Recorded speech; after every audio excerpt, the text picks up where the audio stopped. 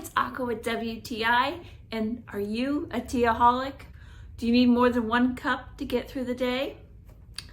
I understand. I am as well.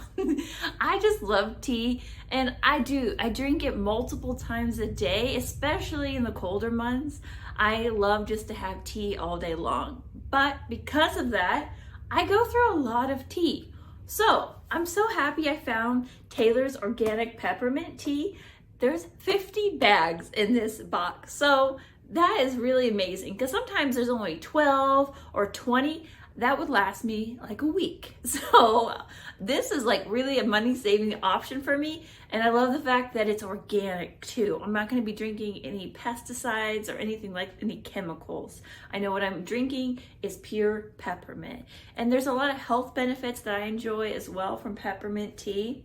I like the fact that this also is caffeine free. So I can drink it even up when I go to bed. I love to have peppermint tea every night during the winter. So I keep this stocked in my house.